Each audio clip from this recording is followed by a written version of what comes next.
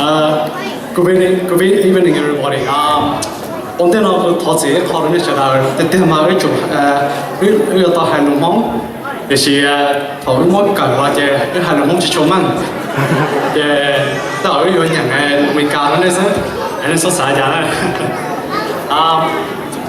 So tonight, Dolly and I are going to talk to you about some of the cultural and community pressures that we as a younger generation of Hmong people have experienced, especially during our school lives, that may have prevented us from achieving the best that we could in life.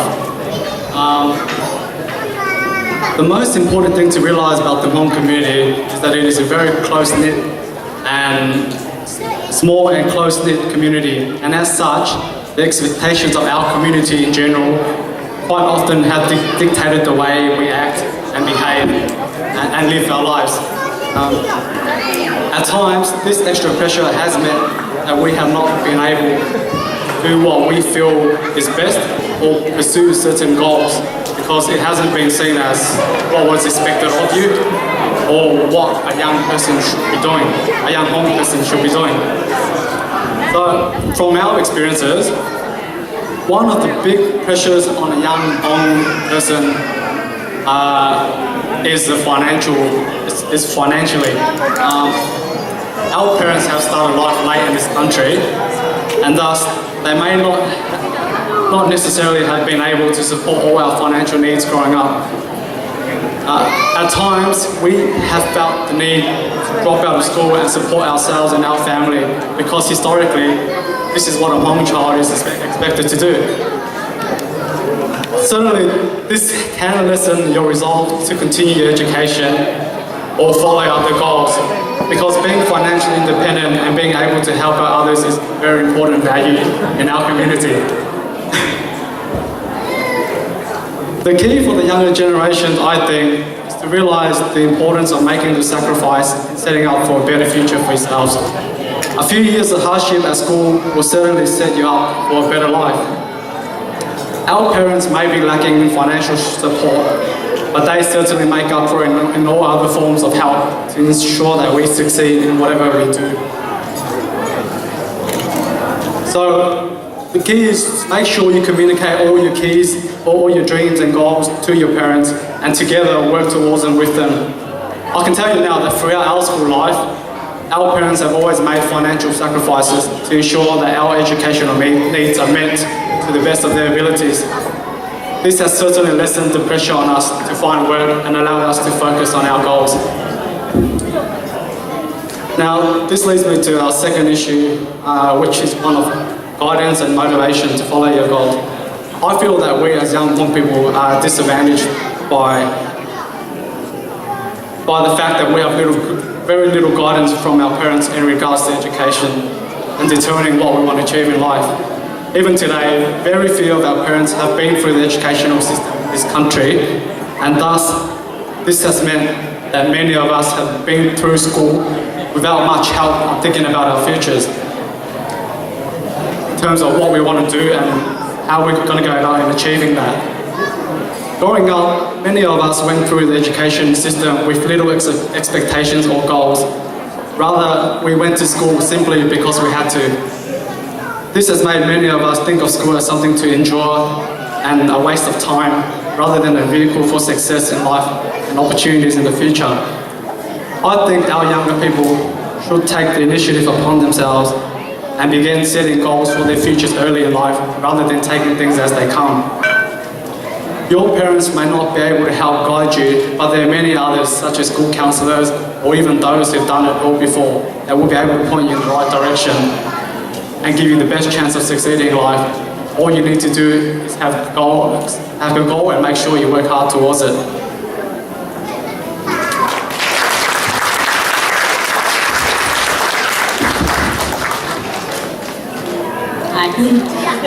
Lastly, I believe our community still places a great emphasis on early marriages, and I believe this is one of the big things that stop us from continuing our studies on further.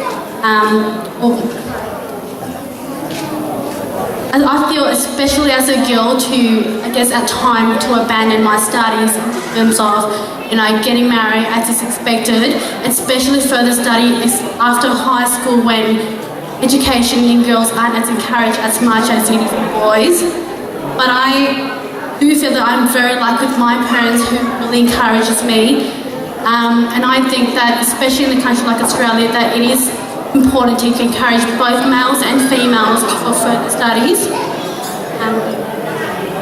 So many young people might feel the pressure to settle down and as soon as they finish high school and find a job and support their family. Because this is the way our parents were brought up. Our parents have been married since the age of 15 to 16, and this is seen as normal for them. But for us, look, 25, 30, 40 if we want, I mean, once we get married, education is very hard to come by because we are obligated to help support the family. And like they say, once you're married, you're not married to the person, you're married to the family, so you have a big obligation. And it's better if you actually, have an education, have a future, have a career, know where you stand in life. And that's so much better than, going to marriage and not knowing what to do. I mean, come on, at age 15, I don't even know how to make rice. I just learned how to make rice yesterday. Mum made me make rice. So, I still burnt last week's eggs. Fried eggs, I still burnt that. So I don't know, I'm really, really proud and really glad that my parents pushed me forward and actually stopped me when I'm at my most vulnerable at the age of 15 or 16. 18, that the fear of further study, the fear of pushing myself, that my family actually encouraged me to further on my studies. So I guess many of us are forced to grow up quickly. At the age of 10, we are encouraged to look after our siblings and be that role model, and that is because our parents are so used to it. They're at the age of 10, they're so they're quite old for their age, but we are not. For the age of 10, we're still quite young and we're still studying. But I do believe that our parents are slowly changing, and I guess it's us as the future young people to, make a change and for our kids to encourage further study and not, support this young marriage. And I guess if you want to get married young, there's engagements, there's such things. So you can kind of wait until you're 18. So I guess I'm one of the lucky ones that my parents actually put their foot down and said, you know what, marriage is not for you yet. And at the age of 22, my parents still hasn't forced it upon me to get married or to start a family or to find I've been to Laos twice and my parents don't really care. So I'm not really there to find a husband, I'm just there to have a good time. So lastly, I just want to thank my parents for their time and dedication and support to the family, all the sacrifice they made for us. I'd like to thank my grandparents who actually looked after us, but my parents have to work. And for just simple little things like bringing us food at school when we needed things like that. So without them, we won't be where we're here today. So everybody, love your parents. Thank you.